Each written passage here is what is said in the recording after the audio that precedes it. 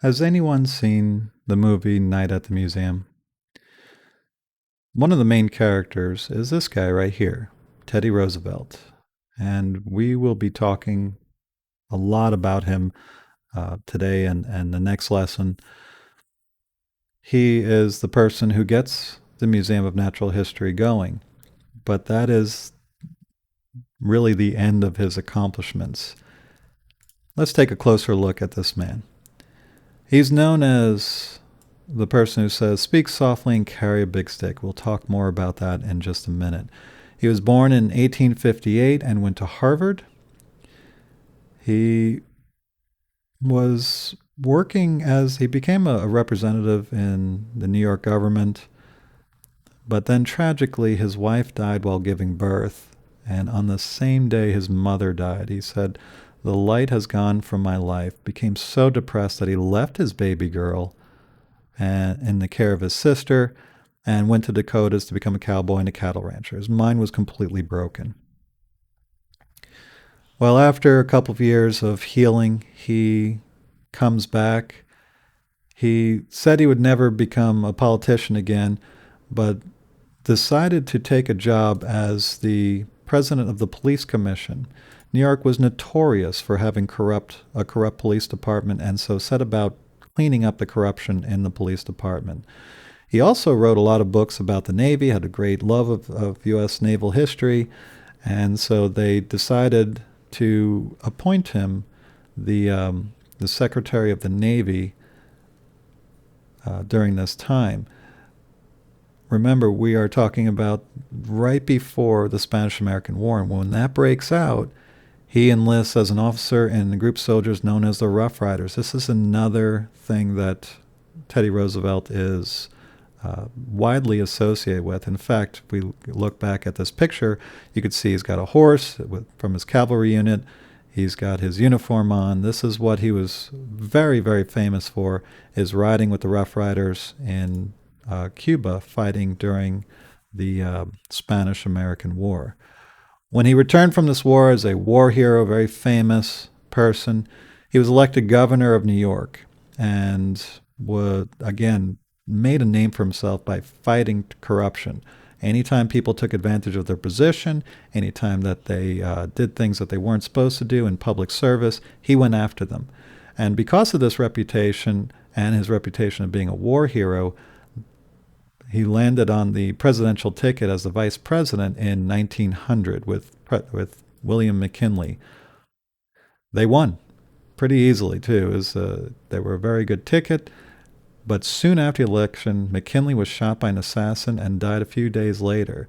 Teddy Roosevelt became the president, and at the age of 42 was the youngest person to hold the presidency. That is very, very young, 42 years of age. In fact, you have to be 35 just to qualify. So his famous saying, "Speak softly and carry a big stick." What does that mean? Well, if you're talking to somebody and you're yelling at them, "Hey, do this, do that," you're ordering them around. They may or may not do it depending on your presence. But if you have a weapon like a stick or a bat, people are more likely to do what you tell them to do, at least temporarily. But if you speak softly to them, if you're nice to them, they might just go ahead and do it anyway. And this was his philosophy. I'm going to be nice to you and everything, but if you step out of line, I got this big stick.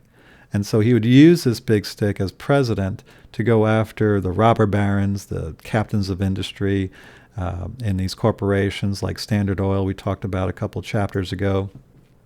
He went after people that were selling snake oil medicines and set up the Pure Food and Drug Act. He passed laws, many laws in the progressive movement to make life for regular people better, and became so popular that in 1904 he won by an absolute landslide. It wasn't even close, and continued to be the president. He dealt fairly with union leaders, became very popular with people in unions when a crippling coal strike was about to set in.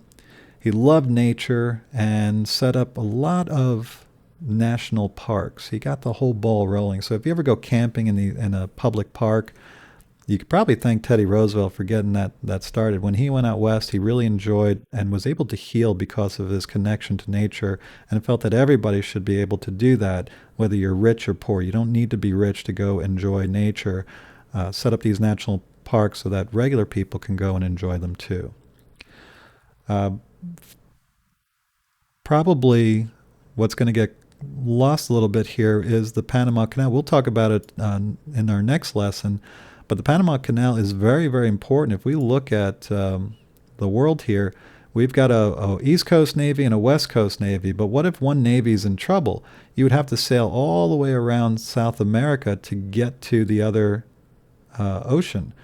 Panama is located right here, and it's very, very thin between the Atlantic and the Pacific. And so he's going to get the Panama Canal started where we will be able to move ships from one ocean to the other very quickly and allow us to become this world power. After he did not want to run for re-election in 1908 and longed for adventure, he set up the Museum of Natural History, which is where we get this picture right here. And